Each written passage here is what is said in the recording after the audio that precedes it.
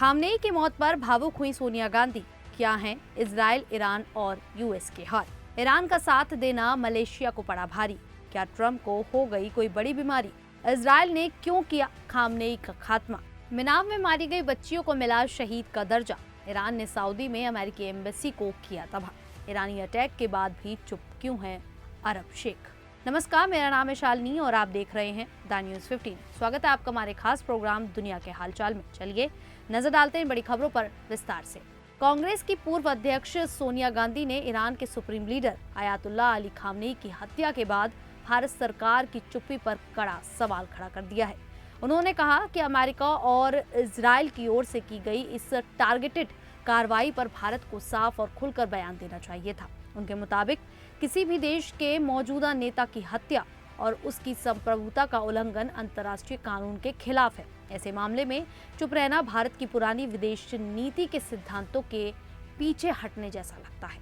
सोनिया गांधी ने कहा कि भारत हमेशा शांति, बातचीत और कूटनीति के जरिए विवाद सुलझाने की बात करता रहा है। अगर हम संप्रभुता और अंतर्राष्ट्रीय नियमों की बात करते हैं तो हमें हर हाल में उस पर कायम रहना चाहिए। उन्होंने ये भी कहा कि ईरान के साथ भारत के ऐतिहासिक और रणनीतिक संबंध रहे हैं जिन्हें नजरअंदाज नहीं किया जा सकता।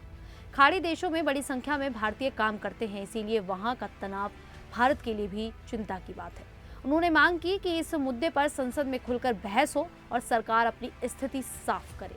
वहीं 28 फरवरी को 2026 को अमेरिका और इजराइल ने मिलकर ईरान पर हमला किया था। इस दौरान ईरान के सुप्रीम लीडर अली खामनेई के ठिकाने पर एयर स्ट्राइक हुई थी और उनकी मौत हो गई थी। इसके बाद हालात तेजी से बिगड़ गए, जिसके बाद ईरान ने इसे अपनी सरकार गिराने की साजिश बताया और जवाब में मिसाइल और ड्रोन हमले शुरू कर दिए।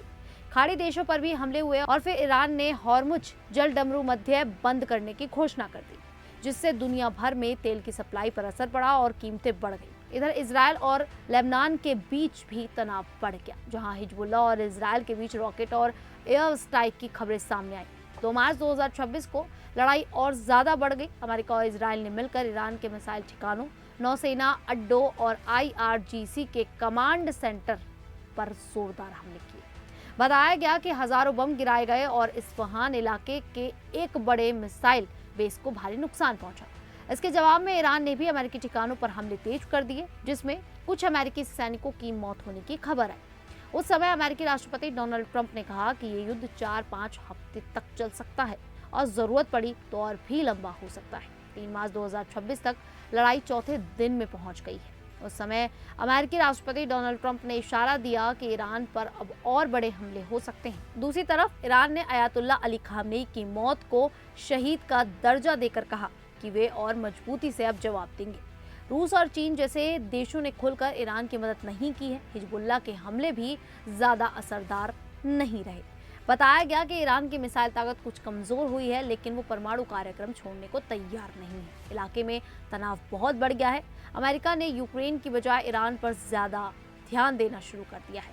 ईरान के अंदर भी अलग अलग नेताओं और समूहों को लेकर चर्चाएं तेज हो गई हैं। वहीं मलेशिया के प्रधानमंत्री अनवर इब्राहिम ने दावा किया है कि उनकी सरकार को गिराने की साजिश रची जा रही है। उनका आरोप है कि इजराइल से जुड़ा एक यहूदी संगठन, एक अंतर्राष्ट्रीय मीडिया प्लेटफॉर्म और देश के कुछ विपक्षी नेता मिलकर ये कोशिश कर रहे हैं। अनवर के मुताबिक मलेशिया के बारे में विदेशों में नकारात्मक खबरें फैलाई जा रही हैं ताकि अमेरिका का ध्यान खींचा जा सके।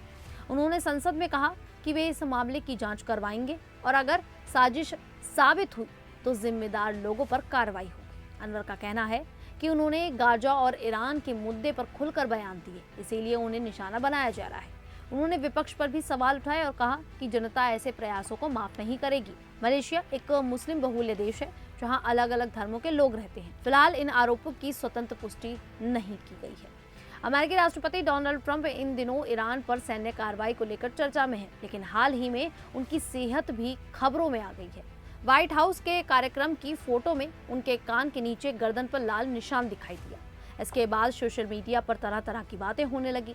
व्हाइट हाउस ने सफाई दी कि ये निशान एक स्किन क्रीम की वजह से है जो डॉक्टर की सलाह पर लगाई जा रही है। राष्ट्रपति के डॉक्टर सीन बारवेला ने बताया कि ट्रंप अपनी गर्दन के दाहिने हिस्से पर एक आम क्रीम लगा रहे हैं। ये एक प्रिवेंटिव यानी बचाव के लिए किया जा रहा इलाज है। उन्होंने कहा कि ट्रंप करीब एक हफ्ते से ये क्रीम इस्तेमाल कर रहे हैं और निशान कुछ समय तक रह सकता है। पहले भी रिपोर्ट में बताया गया था कि ट्रंप एक स्किन कंडीशन के लिए मोमेटासोन क्रीम लेते हैं। डॉक्टर के मुताबिक उनकी कुल सेहत अच्छी है। इजराइल के विदेश मंत्री गिदोन सार ने कहा कि अयतुल्ला अली खामनेई को खत्म करने का फैसला इसलिए लिया गया क्योंकि ईरान का न्यूक्लियर और मिसाइल प्रोग्राम इजराइल के लिए अस्तित्व का खतरा बन रहा था।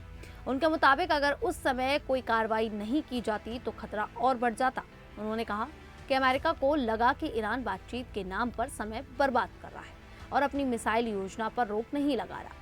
गिदोन सार ने दावा किया कि ईरान अपने न्यूक्लियर प्रोग्राम को बहुत गहरे अंडरग्राउंड ठिकानों में शिफ्ट करने वाला था, जहां हवाई हमला करना मुश्किल हो जाता। इसीलिए अमेरिका और इजराइल ने मिलकर ऑपरेशन एपिक फ्यूरी शुरू किया। खामनेई की मौत के बाद ईरान की सत्ता में खालीपन आया है, लेकिन सरकार अब भी कंट्रोल में है। 28 फरवरी 2026 को ईरान के हॉर्मुजगान प्रांत के मिनाफ शहर में अमेरिका और इजराइल के संयुक्त हवाई हमलों के दौरान एक लड़कियों के प्राथमिक स्कूल पर बम गिरा। ईरानी मीडिया के अनुसार इन हमलों में पहले दर्जनों बच्चों की मौत बताई गई, लेकिन बाद में संख्या बढ़कर 165 तक पहुंच गई। ज्यादातर मरने वाली बच्चियां 7 से 12 साल की थीं। करीब 96 लोग घायल भी हुए। बताया गया कि स्कूल के पास एक सैन्य ठिकाना था जिसे निशाना बनाया गया था, लेकिन बम सीधे स्कूल की इमारत पर गिरा और वो पूरी तरह तबाह हो गई। मलबे से बच्चों के शव निकालते हुए मौतों की संख्या लगातार बढ़ती रही। ईरान सरकार ने इस घटना को युद्ध अपराध बताया और मारे गए बच्चों को शहीद घोषित किया। देश भर में शोक सभाएं और जनाजे हो रहे हैं। ईरानी नेताओं ने इसे मासूम बच्चों की खुली हत्या कहा और अंतर्राष्ट्रीय कानून का उल्लंघन बताया। वहीं अमेरिका और इजराइल ने स्कूल पर हमले की पुष्टि नहीं की और मामले की जांच की बात कही है। आपको बता दें कि 2-3 मार्च 2026 की रात ईरान ने सऊदी अरब की राजधानी रियाद में स्थित अमेरिकी दूतावास पर ड्रोन से हमला किया। बताया गया कि 2 ड्रोन दूतावास परिसर तक पहुंच गए, जिससे वहां हल्की आग लग गई और इमारत को थोड़ा नुकसान हुआ। हालांकि इस हमले में कोई घायल या किसी की मौत नहीं हुई, क्योंकि उस समय दूतावास में ज्यादा लोग मौजूद नहीं थे। सोशल मीडिया पर जो वीडियो सामने आए हैं उनमें आग और धुआं दिखाई दे रहा है, लेकिन इमारत पूरी तरह तबाह नहीं हुई। सऊदी रक्षा मंत्रालय ने कहा कि उन्होंने रियाद और अल खार्ज के पास कुल 8 ईरानी ड्रोन मार गिराए। दूतावास पर पहुंचे ड्रोन को भी रोकने की कोशिश की गई और स्थिति को जल्दी काबू में कर लिया गया। सरकार ने कहा कि नुकसान सीमित है और हालात नियंत्रण में है। यह हमला ईरान, अमेरिका, इजराइल के बीच चल रहे युद्ध के दौरान हुआ है, जिससे पूरे इलाके में तनाव और ज्यादा बढ़ गया है। वहीं पश्चिम एशिया में हालात बहुत तनावपूर्ण हैं। अमेरिका और इजराइल के हमले में ईरान के सुप्रीम लीडर खामनेई की मौत के बाद माहौल और बिगड़ा हुआ है। ईरान ने जवाब में सऊदी अरब, यूएई और कुवैत जैसे देशों की तरफ मिसाइलें दागी, लेकिन इन देशों ने अब तक सीधी सैन्य कार्रवाई नहीं की। कतर के पूर्व प्रधानमंत्री शेख हमद बिन जासिन ने कहा कि खाड़ी देशों को इस लड़ाई में कूदने से बचना चाहिए। उनका मानना है कि कुछ बड़ी ताकतें चाहती हैं कि खाड़ी देश भी इस युद्ध में फंस जाएं। खाड़ी देशों की चिंता अपनी सुरक्षा और अर्थव्यवस्था को लेकर है, क्योंकि तेल व्यापार और बड़े कारोबारी रास्ते इसी क्षेत्र से गुजरते हैं।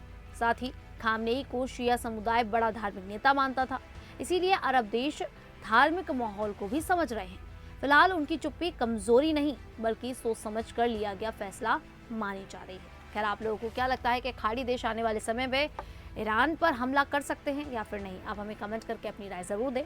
अभी के लिए इतना ही, फिर हाजिर होंगे ऐसी ही देश और दुनिया से जुड़ी बड़ी खबरों के साथ। तब तक के लिए देखते रहिए द न्यूज़ 15।